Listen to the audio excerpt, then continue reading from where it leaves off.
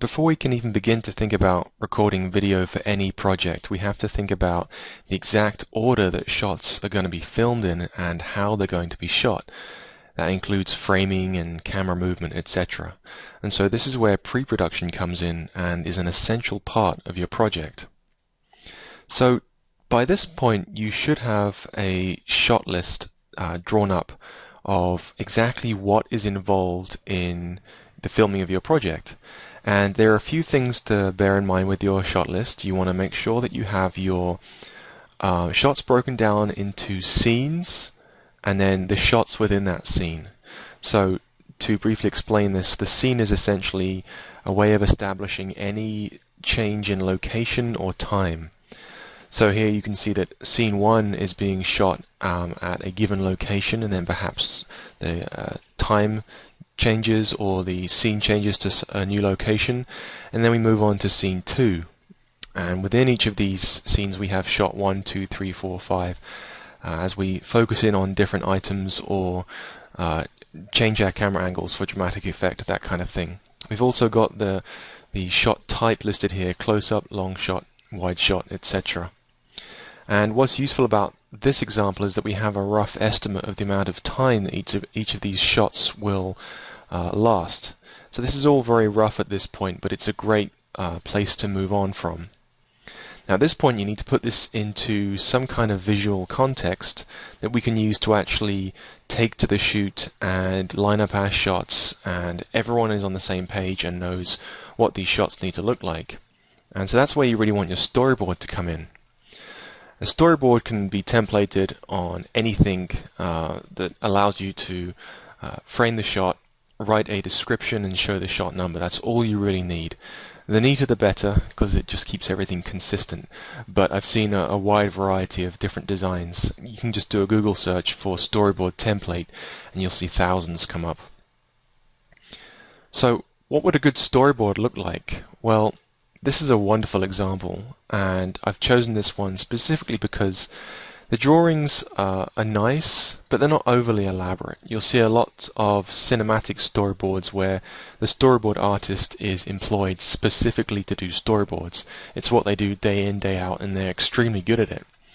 But if you're not that comfortable with drawing, then you can keep things simple.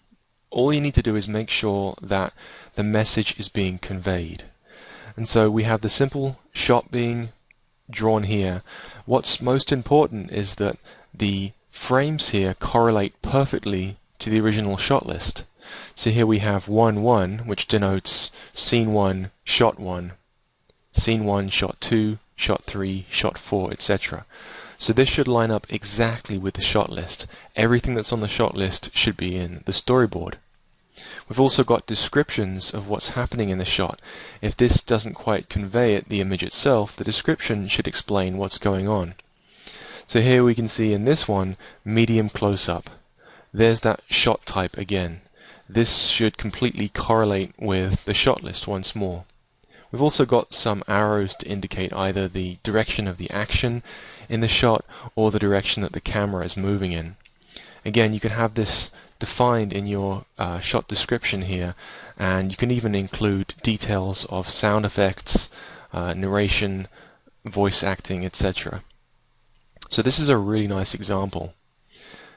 From here, the next stage is to get it a little bit closer towards what you might actually shoot in the video itself.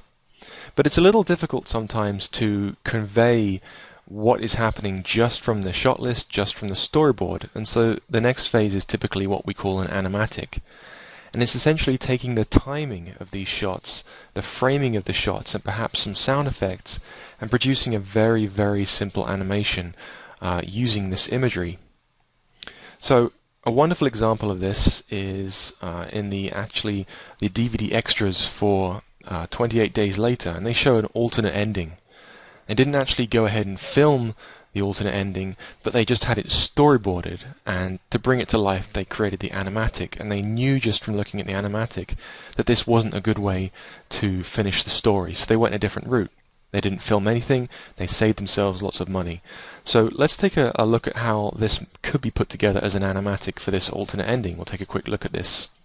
A cure. So we're going to find it. Really? And where exactly do you suggest we start looking? Well, this is a blockade, isn't it? I reckon we look at the place they were blockading. Selina and Hannah are standing by the back of the cab, where Frank lies on the floor. He thrashes once. Jim appears behind them. He's carrying 2 automatic rifles. You know how to use one of these, Jim? Yeah, you just take your shirt off, tie a bandana around your head and shoot from the hip. Do I get one? So that's a really nice example of a simple animatic. You can see they've just taken the storyboard frames, they've put them on a timeline, and then they've taken the script and recorded some narration. And you'll see that where we've got some little arrows to denote perhaps what's happening with the camera, they've actually included some subtle zooms to mimic potential camera movements that could be used on the day. So you can see how the animatic really brings the storyboards to life. So what we'll do next is we'll actually look at how we can use Adobe Flash to create a very simple animatic. And the truth is you could use any application that you're comfortable with for this. Some people use After Effects. I like to use Flash just because it's so simple to use and you can get your animatic done ever so quickly. I'm also going to record some basic narration using Adobe Audition, and then we'll put it all together with a couple of sound effects to see how we can bring a few simple frames to life. This is the project that I'm going to work on then, just to demonstrate how to create this animatic. And here you can see that this is titled Trench Duty, and really what I've done actually is I've compiled some older storyboards that I've had into the format that I recommend you use to create your storyboards. So you'll see here that we've got our page number listed, we've got our project. This is Trench Duty. This is actually an old animation that I did years ago, and unfortunately I only have very low-res copies of the frames, but they'll do for this example. So here we can see scene 1, shot 1, and this is the introduction to the film. So this is where our character comes in on his horse, and we see a wide shot. It's listed here. The man rides in on the horse, and it's dark and lonely. We can probably hear some chirping of birds, that kind of thing, maybe some wind. Shot 2, as we see a little bit closer, we're starting to get an idea of what this house is. So we have a man, we can see him from behind, we see him riding on his horse, and the camera sort of dollies back to reveal more of the figure and the house. Shot 3, we cut to the man jumping down off the horse. We see his feet landing thud on the ground. You can see that's been listed there. Shot 4, we have a wide shot of the house, and the man approaches, and then he knocks on the door, and so you'll hear that sound effect, and then he cries, "Is there anybody there?" 5, we see a cut to some birds that are scared, so they fly away up into the trees, and we hear lots of bird fluttering, and then the narration continues, said the traveller. And shot 6, knocking on the moonlit door. We cut back to a wide shot of the house to reveal this sort of loneliness. So we've got 6 very simple shots here, all from the same initial opening scene. Let's look at how we can combine these together into a simple animatic in Flash.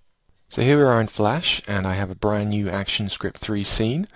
And the first thing I need to do is actually set this up so it matches the format that I'm going to actually shoot in, which will be 30 frames per second. So I'll click down here on the frames per second and change that to 30. And then under the Properties panel, by default, you'll be able to change the size of your stage. So I'll change mine to what I'm going to shoot in, which is 1280 by 720 or 720p. And just for the sake of this video, I'm running on short on screen space, so I'll zoom out a little bit here. Next, what we need to do is we need to actually separate each of the frames that we have in our actual storyboard and save each image out into its own file. It just makes it much easier to create the animatic.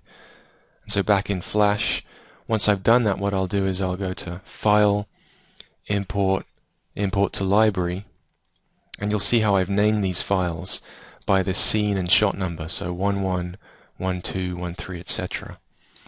So I'll bring in these first 6 frames, and what we need to do now is actually arrange these on the timeline. So some people actually will create everything on the same layer, but what I like to do, as you can see here, is actually put each frame on its own layer and call the layer by the scene and shot number.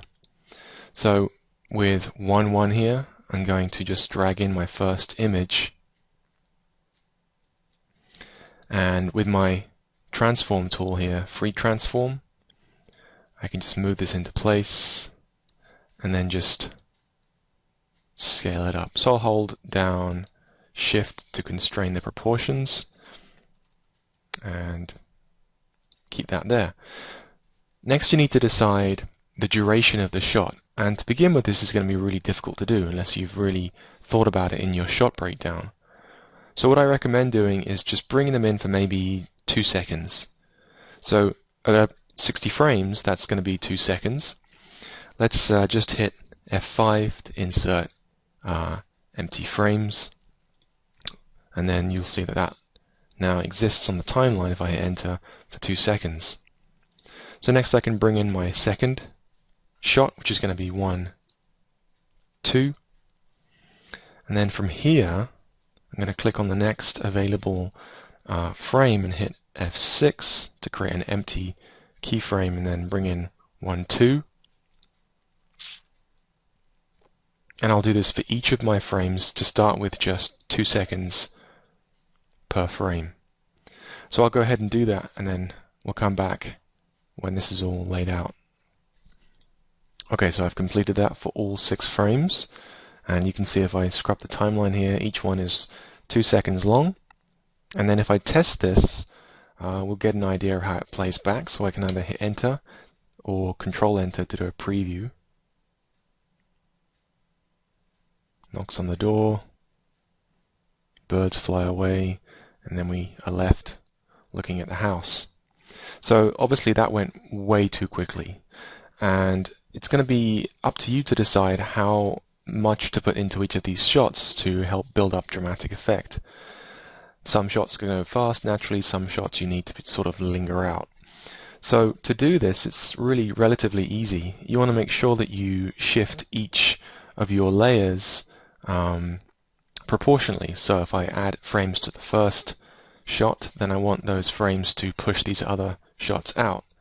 And the easiest way to do this is actually to just grab a whole row of these individual keyframes, or I should say a whole column, and if you just click F5, you can see you can actually add in additional frames to lengthen this.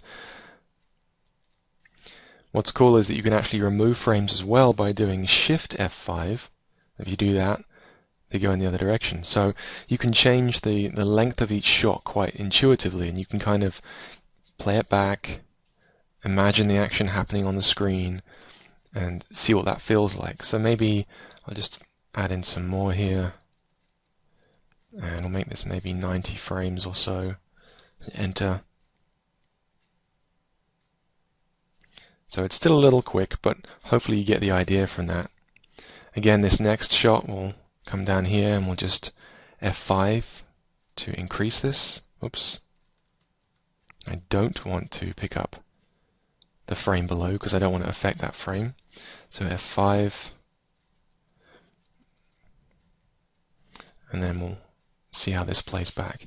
If this is getting to be annoying, you can't see the duration correctly here because the time slider is too spaced out, you can actually use your properties here, and you can change it from normal to small or even tiny, and then that sort of shrinks everything down. So let's see how this plays back. Okay, again it's a little fast, but this next shot's going to be a little quicker. Thud, and then cut to him knocking on the door, which is going to be a fairly long shot, so we'll just increase this. So he's going to say, "Is there anybody there?" after he's knocked on the door. Then quickly cut to the birds flying away. Set the traveller knocking on the moonlit door. So maybe I'll increase this last shot. So really I'm doing this sort of roughly and testing it as I go, but you'd really want to have this sort of fairly planned out from your shot list. I've got quite a good idea of what these should look like because I've already actually built this animation, but when I was creating these storyboards I had a really good idea of the sense of pace of this piece. So once you've got those durations actually fix, you can start to think about the sounds that you're going to add in here. Now there are a couple of different ways we can go about doing this. We can either record our own sounds, or we can just download some free-to-use sounds off the internet. You want to be careful, of course, to respect the licensing agreements of those sounds, but a nice example of this would be freesound.org, and these have some excellent sounds under the Creative Commons license, and you can simply sign up. It's completely free, agree to their terms and conditions, and then just do a search and you can get tons and tons of different things to download here. So as I'm looking at this, just as a couple of examples, I might need, a thud sound of our character hitting the ground. I'm definitely going to need some birds flapping away quite rapidly, so why don't we start there? So I've typed in birds flapping in the search, and I found a couple of contenders that might work quite nicely here. I've got this one, and this one. Flapping bird, take 9. So perhaps I could use a combination of those two. And once you've signed up, you can just click on the sound. You get a nice preview and you can download. And they're usually in WAV format, sometimes FLAC. But we can save this and use this inside Flash. So at this point we'll File, Import to Library, and just go ahead and double click on the WAV file. Some versions, the older versions of Flash, can be picky about importing WAV files. If you can't get them in through the file menu, you can just go ahead and use your Explorer window and just drag them into the library, drag those files in. That'll work just fine. So we'll rename this just to birds flapping, just as an example. And then what I like to do is just create a new layer, which I'm going to call audio. We'll call this sound effects. And so I want these birds to start flapping right when that changes.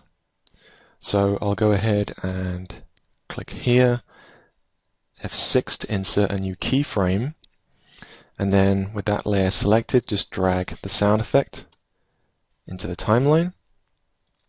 Let's zoom in a little bit here. Okay, where are we? Here. So now you can see that sound effect on the timeline. So let's play this back. Not quite working. So what's going on here? Well, by default, when we go rewound it and played it back from before the keyframe, you'll notice what it actually does is it only plays it as soon as it hits the keyframe where it's created, and then goes ahead and plays the whole sound even if you stop the timeline. So what I like to do is just select the keyframe of that sound, look at the properties and change the sync event to stream. And that way it'll play back and stop according to where the slider is on the timeline. So let's listen to that. Now it's okay, it could use a little bit of work, and you might consider duplicating the layer and playing around with building up that sound effect to make it more complex, but for this example that'll work just fine. So what we can do now is decide when that needs to stop. So it needs to stop at the end of the shot. So what I'll do is I'll come in to the next keyframe, and I'm just going to hit F6 to insert a keyframe. And then what happens is when we reach the end of the sound, it stops. So you can play around with audio fades just to do this, but for a video shoot this isn't too essential, especially if it's going to be sound that's recorded on the day. It really is just to give you an idea and get you a sense of what's going on in the shot. So let's do one more. Let's do the thud where the character jumps off the horse, which will be here, and we'll find a sound effect and put that in. So I quickly found another sound effect on freesounds.org, and I'm just going to bring it in here. It's let's see, this one, thud. It was actually a FLAC file, and I just used Audition to save that out into a WAV format. So what I'll do now is actually I think I'm going to put this on a different frame because I don't want to upset that first sound effect I've got. So I'll do audio, thud, and we want him to jump about here.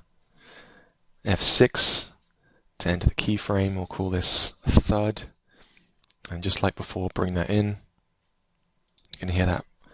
Oh, let's change the properties here just to convert that to a stream, play it back. Alright, that's good enough. So we've got our sound effects roughly in place. We can start to think about the narration. So this particular project actually used a poem called The Listeners by Walter de la Mare, and so what I'm going to do is actually record just some simple narration that I can use for the animatic, and so I'll do that using Adobe Audition. Okay, so we're inside Audition now, and we're going to just record some of that narration. And if I look back at my storyboard, I can verify that the narration starts at scene 1, shot 4, and then we read the line, "Is there anybody there?" said the traveller, knocking on the moonlit door. And this is actually just a line from a poem by Walter de la Mare called The Listeners, which is what this was based off of. But I kind of wanted this to span over these 3 shots. We'll see sort of how it pans out, but this is what I'm aiming for.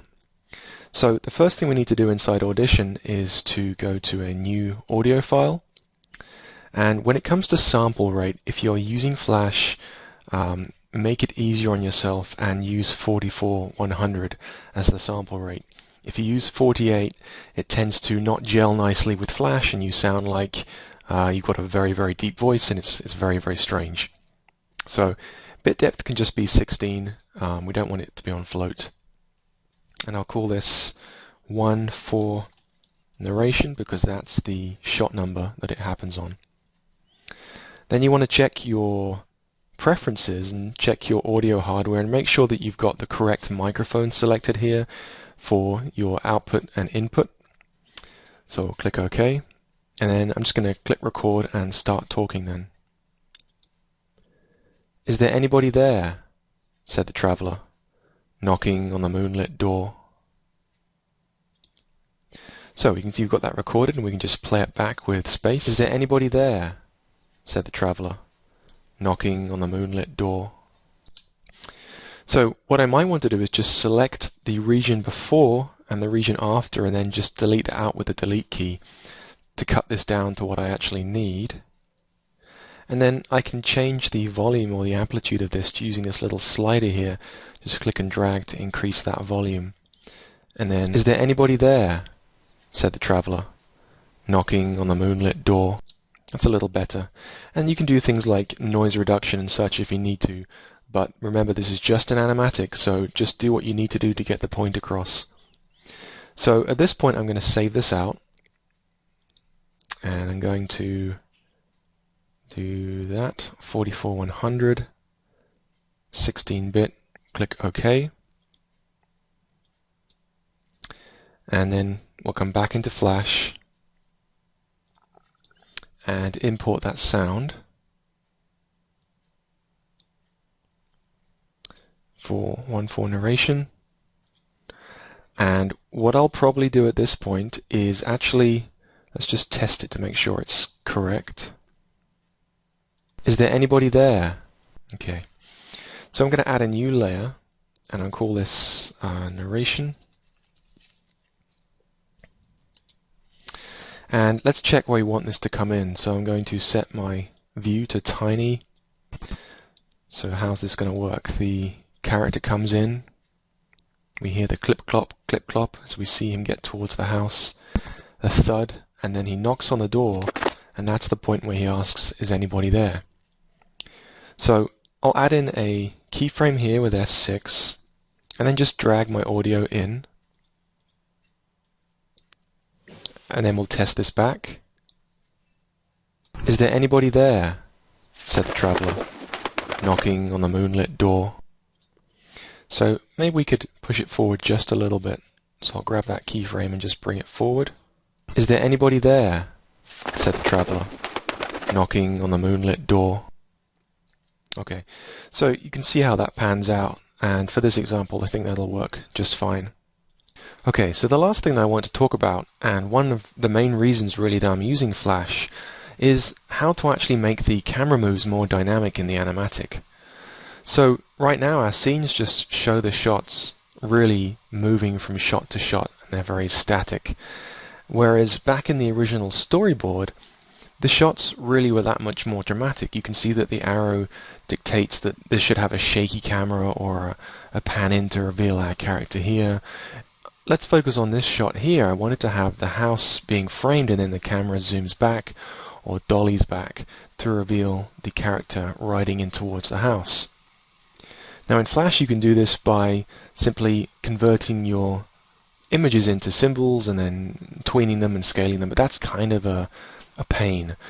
What I want to show you is this really neat tool that's been written called VCam, and I'll put the link in the notes.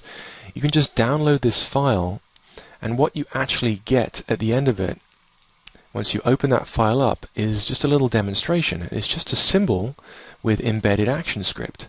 And if you look at the example, you can see how that symbol is being used as a virtual camera and actually just rotating the camera and scaling it down, which mimics a rotation and a zoom. If you imagine this rectangle here is your frame. So if I do Control Enter to test this, you can see it looks like we're actually rotating and zooming into those static objects. So this is really easy to use in your own projects. You just have to select the VCam, just copy it, Control C. I'll come back to our project and I'm going to create an empty layer. I'm just going to call it VCam, and then just paste it into that new layer. And we'll look at the properties of this symbol and change its scale to the same as our project, 1280 by 720, and sort of line that back up again. And by default, if I test the project, the camera isn't moving, so it just looks like the project looked initially when I first created it. However, if we move forward, let's say to where our character is riding towards the house, I'd like the camera to be zoomed in initially on the house, and then during that shot I'd like it to dolly back and reveal the full frame. So what I'll do is I'll just add a new keyframe to this symbol on this VCam layer at the beginning of this shot. So F6 to insert a new keyframe. Then what I'll do is I think I'll create a motion tween. So that goes blue to show that we're going to animate this. And I'll decide where I want this to be full frame. So it's going to start zoomed in and then it's going to get back to full frame probably about here. And I'll just select that frame and I'm going to right click and I'll do insert. We'll do all for keyframe. So that is recorded there now at the correct dimensions. So initially I want to come back here where I want the camera to be zoomed in, so I'll hold shift and zoom in and move it on this house. And then what you'll see is that as that plays out, the camera zooms out. We cut from this shot to this shot, zoomed in, and then we dolly back. So let's test it. Control Enter. Walks into shot. We zoom in to reveal him riding towards the house. A thud, and then knocks on the door. So it's rather fast. We might want to add in more keyframes there to slow it down. But essentially that's how the VCam works, and it's really, really useful. Whatever you see in that box becomes the camera from this point on. So I want it to come to where he knocks on the door here, and then the birds fly away quite rapidly. So in order to not get an unsightly motion tween from where our camera ended up before to where I want it to start on this next frame, I'm going to go to the frame before, and I think I might do this at normal. Just F6 to insert a keyframe so that camera movement is preserved. And then where I want to change the camera to something a bit more haphazard for this shot, now I can start to bring this in quite a long way. We'll maybe start it from here. Just create some sort of haphazard camera motions as we see these.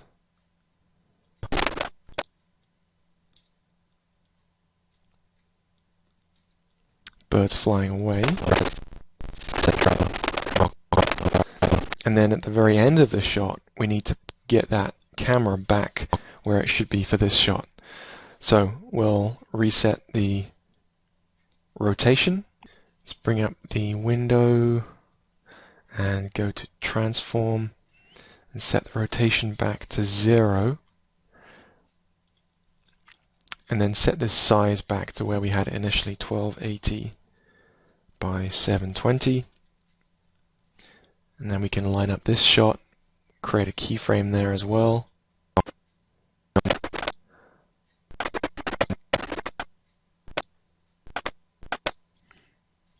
And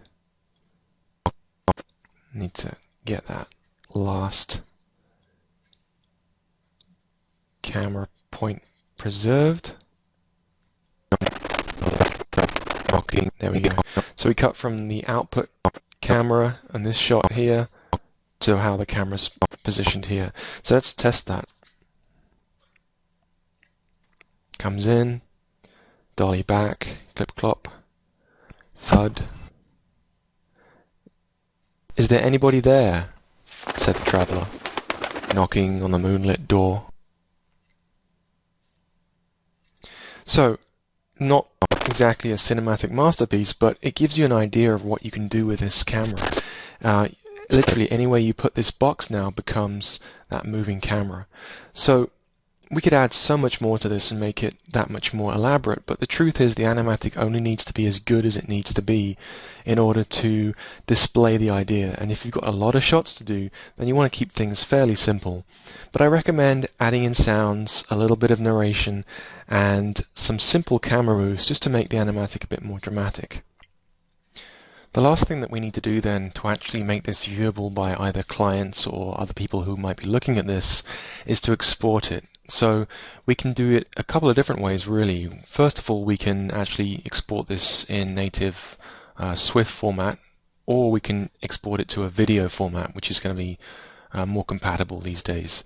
So what you need to do is actually check your publish settings, and you want to look at your audio quality in particular here really. And what I typically would do is set these to MP3 and just increase the quality maybe to 128 kilobits. We don't need to convert stereo to mono. These settings are kind of old-fashioned, to be honest with you, based on what Flash used to be able to handle, and it's you can handle pretty high quality settings these days.